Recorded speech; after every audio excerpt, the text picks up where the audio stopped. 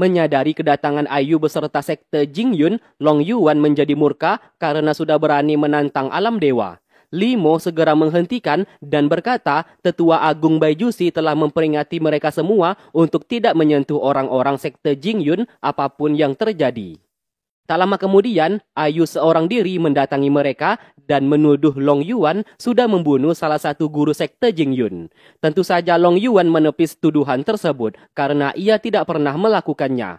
Tetap saja Ayu tidak peduli, ia pun memberikan waktu 5 hari kepada mereka untuk menyerahkan kepala Long Yuan kepadanya. Apabila tidak, jangan salahkan ia menghancurkan alam dewa. 见不到龙渊的人头，其余人等若想活命，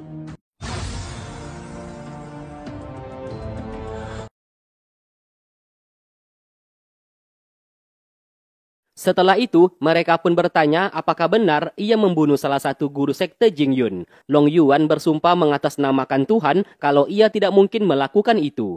Untuk membuktikan dirinya tidak bersalah, esok hari ia akan keluar menghadapi tantangan Dewi Siling. Sementara itu, Ling Er telah dibawa pulang ke alam dewa. Setelah sadar, ia sangat terkejut. Ternyata ayahnya sudah menghapus kultivasinya selama ratusan tahun. Hal itu membuatnya menjadi sangat marah. Selama ini sang ayah tidak pernah memberikan perhatian kepadanya. Dan sekarang, ayahnya justru membuatnya tidak memiliki kekuatan lagi. Di sana sang ayah hanya menjawab apa yang dilakukannya demi kebaikan Ling Er. 站住！你给我站住！ Singkatnya, 5 hari kemudian, Ayu datang ke alam dewa untuk menuntut balas dendam kepada Long Yuan. Di sanalah, Baijusi meminta maaf kepadanya, ia sadar selama ini sudah salah kepadanya. Lalu kemudian, Long Yuan dipinta untuk bersumpah apapun yang terjadi, ia tidak boleh menyakiti Dewi Siling ataupun sekte Jingyun. Karena dipaksa, Long Yuan mau tidak mau menerima perintah. Siapa sangka Baijusi melakukan itu karena ia ingin menebus kesalahannya di masa lalu dengan menusuk dirinya sendiri. Tentu saja tindakannya membuat Ayu dan semua orang sangat terkejut.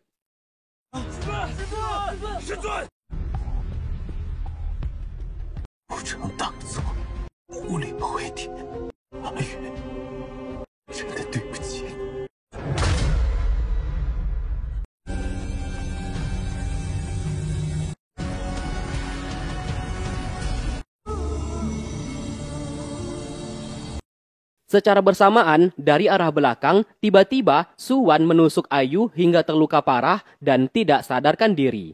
Setelah melakukan itu, ia pun segera pergi. Melihat itu, sekte Jingyun tidak ambil diam dan segera mengejarnya. Ternyata Suwan ingin menghancurkan tugu makam dewa Chenghua, yang dimana makam tersebut juga salah satu segel pembatas antara alam iblis dan alam dewa. Siapa sangka mereka berdua datang ke sana untuk menghentikannya. Ternyata sejak awal mereka berdua sudah curiga ada yang tidak beres terhadap Suwan. Maka dari itu Baijusi dan Ayu bekerja sama untuk menjebaknya. Kita pun flashback tadi malam, Baijusi secara pribadi menemuinya dan berkata ia sudah melihat semua masa lalu penderitaan yang telah dilewati oleh Ayu. Kedatangannya saat ini untuk meminta maaf. Meski ia tahu Ayu tidak mungkin pernah memaafkannya, namun ia berjanji akan menebus kesalahannya. Sebelum itu, Baijusi mengajak Ayu bekerja sama dengannya sebab ia menaruh curiga kepada Suwan. Mendengarkan itu, tentu saja Ayu tidak mau memaafkannya, namun ia bersedia bekerja sama dengannya untuk mengungkap kebenaran siapa Suwan sebenarnya. Siapa sangka selama ini Suwan telah dirasuki oleh Xiao. Kalau kalian masih ingat, Xiao adalah dewa yang memberikan kekuatannya kepada Suwan. Di saat itu, ia pura-pura memberikan kekuatannya kepada Suwan, padahal tujuan awalnya ia ingin merasukinya saja, memanfaatkan konflik mereka berdua agar bisa menghancurkan makam dewa Chenghua. Satu hal lagi, yang membunuh guru King Yan bukanlah Long Yuan, melainkan dirinya. Mereka tidak akan bisa membunuhnya karena apabila mereka melakukan itu, Suwan juga akan ikut mati bersamanya. Mendengarkan itu, Baijusi segera melepaskan kutukan hidup semati antara Suwan dengan Xiao. Lalu kemudian menyuruh Ayu untuk segera menghabisinya. Di saat Ayu melancarkan serangan, tiba-tiba Xiao menunjukkan kejadian masa lalu yang telah dialami oleh Baijusi. Di sanalah Ayu melihat Baijusi bertarung melawan utusan Kaisar Langit yang ingin menangkap Ayu. Yang dikala itu, Ayu hendak membunuh naga kemarau. Karena masih terluka, Baijusi sulit untuk menghadapi utusan Kaisar Langit. Namun ia masih mampu untuk menahannya di sana. Akibat hal tersebut, utusan Kaisar Langit menjadi sangat murka karena ia telah melindungi Ayu. Setelah menyegel kekuatan Ayu dan meninggalkannya di dunia fana, Baijusi menggantikan hukuman Ayu yang telah menghabisi naga kemarau. Inilah alasan kenapa Baijusi tidak datang menolong Ayu dikala putra mereka meninggal dunia. Karena di saat itu, Baijusi sedang menjalankan hukuman selama ratusan tahun. Setelah melihat itu semua, Ayu sangat terkejut. Tidak hanya dirinya, Baijusi juga mengalami penyiksaan yang begitu luar biasa.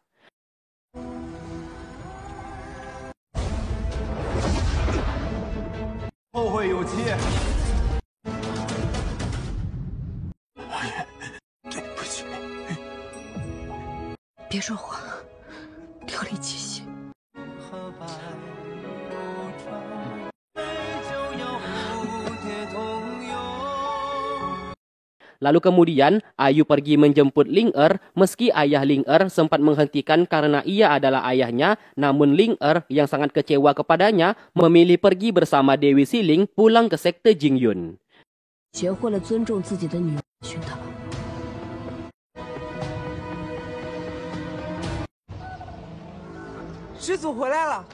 Singkat cerita, mereka mengantar Baijusi untuk menemui Ayu. Namun anehnya di sini, mulai sikap, sifat, dan tindakan Baijusi berubah 360 derajat. Kita pun flashback sebentar, tadi malam setelah sadar dari pingsan, inti kehidupannya telah hancur, yang membuat seluruh ingatannya menjadi hilang. Satu-satunya orang yang masih diingatnya adalah Ayu, yang merupakan istrinya. Tidak sampai di situ, tingkah Baijusi juga seperti anak-anak. Itulah alasan mereka mengantarnya ke sana, meminta bantuan Ayu untuk menjaga tetua agung mereka. 杨好商，我们定不会叨扰。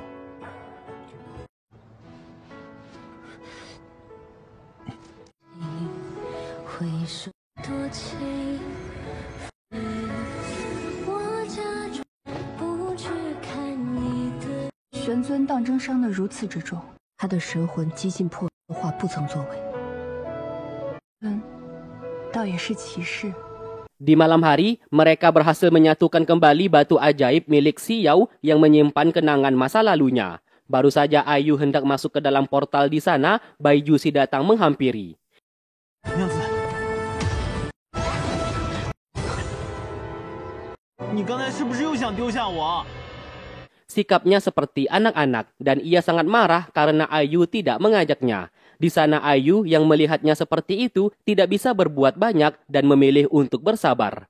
Di sana ia pun melihat Xiao yang ternyata di saat dulu adalah seorang manusia. Ia hidup bersama anak, istri beserta kedua orang tuanya. Tidak ada yang aneh terhadap kehidupan Xiao di masa lalu. Lalu kemudian di malam hari, Ayu kembali mengikutinya. Terlihat Xiao bersama anak dan istrinya pergi ke pasar malam untuk menonton pertunjukan. Fokus Ayu sesaat teralihkan akibat Baijusi yang begitu sangat antusias melihat pertunjukan di sana. Selesai menonton, mereka melepaskan lampion ke sungai sambil memanjatkan doa. Lalu kemudian mencium sang istri. Setelah puas bersenang-senang, mereka pun kembali ke rumah. Siapa sangka Baijusi mencuri lampion di pasar malam dan memberikannya kepada Ayu sebagai tanda cintanya. Ia bahkan menciumnya meniru apa yang dilakukan oleh orang-orang. Melihat itu, Ayu hanya bisa tersenyum. Tiba-tiba pagi hari telah datang. Keanehan lalu muncul. Ayu sadar adegan yang ia lihat saat ini mirip seperti kejadian kemarin. 爹娘吃饭了。 我们小豆子长大了，都会发筷子了。难道这个幻觉？ Mereka pun lalu keluar dari alam ilusi tersebut. Dunia ilusi yang menyimpan masa lalu milik Xiao hanya berisikan 1 hari saja dan menjalani hari yang sama secara berulang. Singkat cerita, Suwan mulai menyerap energi jahat di setiap manusia agar bisa memperoleh kekuatan. Tidak hanya itu, ia juga mengambil jiwa mereka dan dimasukkan ke dalam dunia ilusi miliknya. Sementara Ayu mendapatkan informasi dari Dewi Yuya 600 tahun yang lalu Dewa Chenghua bertarung melawan monster siluman. Di dalam pertarungan itu, tanpa sengaja pedang milik Chenghua membunuh sebuah keluarga yang tak lain adalah keluarganya Xiao. Itulah yang membuat Xiao begitu sangat dendam dan memilih melakukan kultivasi agar bisa naik ke alam dewa. Sayangnya belum sempat Xiao membalaskan dendam, Dewa Chenghua sudah lebih dulu meninggal dunia. Meski begitu, dendamnya tidak akan hilang dan ia menargetkan tugu makam Chenghua untuk dihancurkan. Dan secara kebetulan, tugu makam tersebut adalah segel penghubung antara alam dewa dan iblis. Apabila dihancurkan, maka semua siluman di alam iblis akan keluar. Di sisi lain, Xiao pergi ke sekte Yin Lian dan mengajak ketua sekte yang merupakan ibunya Xingman bernama Suke agar bekerja sama dengannya untuk menyerang alam dewa. Suke tentu saja menolak. Meski semua orang menganggap sektenya adalah sekte jahat, namun sekte Yin Lian tidak pernah berbuat kejahatan. Penolakan itu membuat Xiao menjadi sangat marah dan mengendalikan mereka semua menggunakan lonceng pengendali jiwa. Xingman lantas mendapatkan pesan dari ibunya mengenai apa yang telah terjadi. Ia pun segera menemui Ayu dalam meminta bantuan. Mendengarkan itu, Ayu memerintahkan ketua sekte pergi ke sekte Yin Lian dalam memberikan bantuan. Setelah itu, Ayu juga menitipkan pedang milik Baijusi kepada Suan Wei. Pedang itu sangatlah kuat dan satu-satunya pedang yang dapat menghancurkan makam dewa Chenghua, yang merupakan bagian dari segel penghubung antara alam dewa dan iblis. Untuk saat ini, Baijusi tidak bisa memegang pedang tersebut, mengingat kondisinya saat ini. Mereka lalu pergi menjenguk warga yang terkena serangan dari Xiao. Saat ini, semua warga telah tidur. Apabila tidak bangun selama 5 hari ke depan, maka mereka akan benar-benar mati. Tiba-tiba Xiao datang ke sana. Ia mengakui jiwa dari semua warga telah dimasukkannya ke dalam dunia ilusi mimpi miliknya. Apabila Ayu ingin menyelamatkan warga saat ini, silahkan datang ke pintu masuk atau portal penghubung ke dunia ilusi mimpi yang telah ia buat. Meski itu adalah jebakan yang dipersiapkan oleh Xiao, namun Ayu dan mereka tidak memiliki pilihan selain datang ke sana. Singkatnya, mereka berhasil menemukan portal yang dimaksud oleh Xiao. Di saat mereka hendak masuk, Baijusi justru sedang sibuk memetik bunga di taman tersebut. Kebenaran mulai terungkap, alasan warga yang terjebak ke dalam dunia ilusi mimpi atas kemauan mereka sendiri. Salah satunya, pria yang tidak memiliki kaki di dunia itu, ia memiliki sepasang kaki. Wanita jelek berubah menjadi cantik. Pria miskin menjadi kaya. Di waktu bersamaan, mereka yang telah tiba di wilayah sekte Yin Lian diserang oleh pasukan sekte tersebut yang telah dikendalikan oleh Xiao. Xingman meminta mereka untuk tidak membunuh pasukan miliknya. Terpaksa ketua sekte menggunakan kekuatannya untuk melumpuhkan pasukan tersebut tanpa harus membunuh. Namun tiba-tiba ia diculik oleh akar pohon di sana. Sedangkan di alam dewa, Yuan Long dan pasukannya berusaha keras melawan monster iblis yang sebagian berhasil kabur dari alam iblis. Akibat segel di makam dewa Chenghua sudah mulai retak. Akhirnya mereka telah tiba. Xiao lantas menunjukkan ketua sekte Yin Lian dan Jing Yun yang telah ia sandera. Kini mereka bertiga diberikan pilihan dan memilih salah satu untuk diselamatkan. Siapa sangka ketua sekte Jing Yun memilih mengakhiri hidupnya sendiri demi menjaga harga diri sekte miliknya.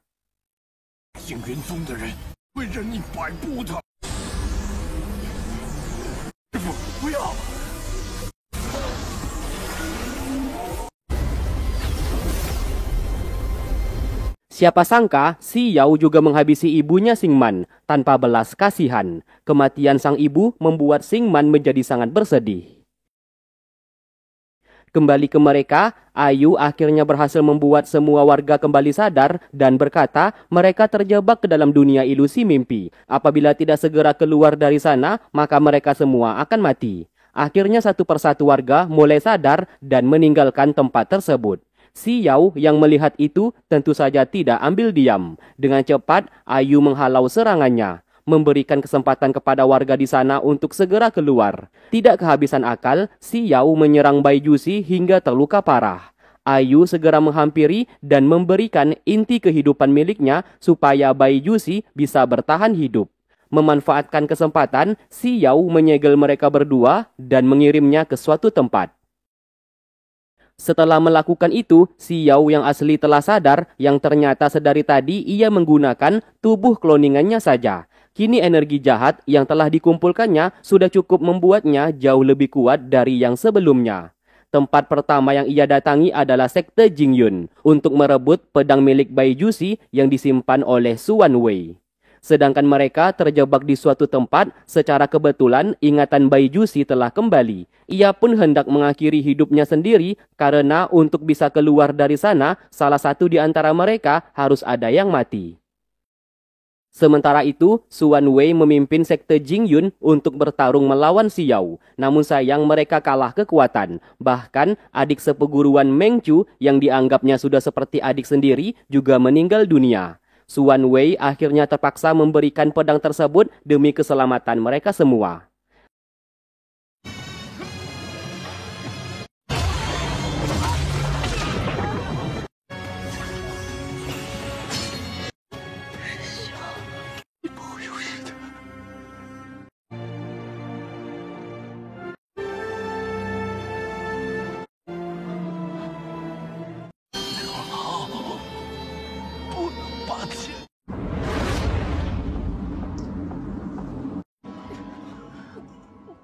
Sedangkan Bai Jusi mengakhiri hidupnya sendiri. Ayu berusaha menghentikan namun sudah terlambat.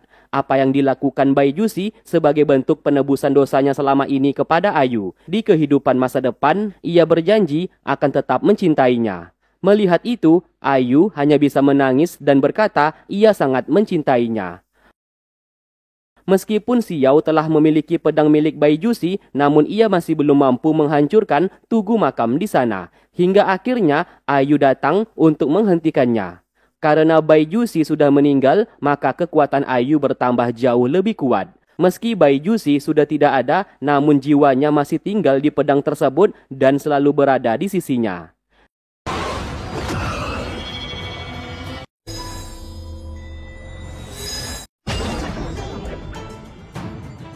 这剑里居然有白酒丝的一丝魂。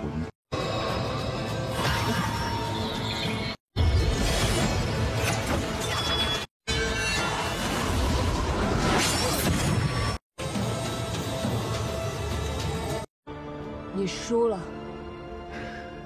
Tak lama kemudian, dewa dan manusia datang ke sana untuk bekerja sama dalam membantu Ayu memperbaiki keretakan tugu makam tersebut.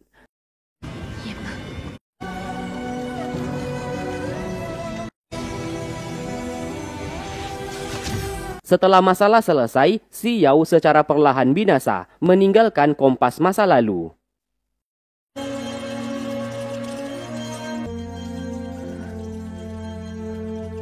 Singkat cerita, Sisi mendatangi Ayu. Ia berkata masih ada satu cara untuk membangkitkan Bai Jusi dari kematian, yaitu mengubah masa lalu. Sisi tidak bisa mengubahnya, namun Ayu bisa, karena ia memiliki kompas masa lalu yang ditinggalkan oleh si Yao sebelumnya.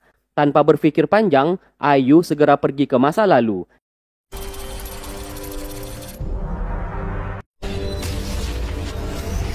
Yang pertama, ia menyelamatkan keluarga si Yao dari kematian. Lalu yang kedua, ia menghentikan Hong Lian yang ingin mencelakai warga desa yang sedang sakit.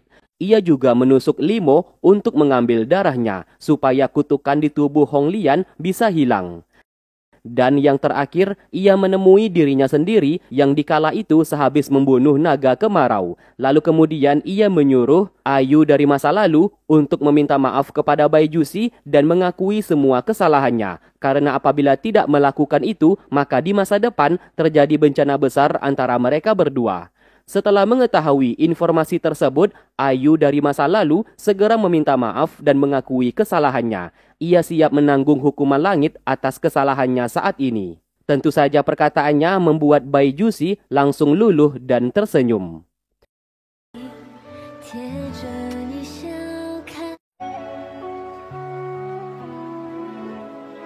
Singkatnya, setelah berhasil mengubah masa lalu, Ayu menyerahkan sekte Jingyun kepada Suan. Mulai hari ini, ia tidak akan kembali lagi. Ternyata ia pergi ke tempat pertama kali menemukan Baijusi di dalam bongkahan batu es. Dan benar saja, semua masa lalu yang telah ia ubah mampu merubah masa depan, sehingga Baijusi masih hidup. Tidak hanya itu, ia juga menciumnya dalam menunjukkan rasa cintanya kepada Baijusi.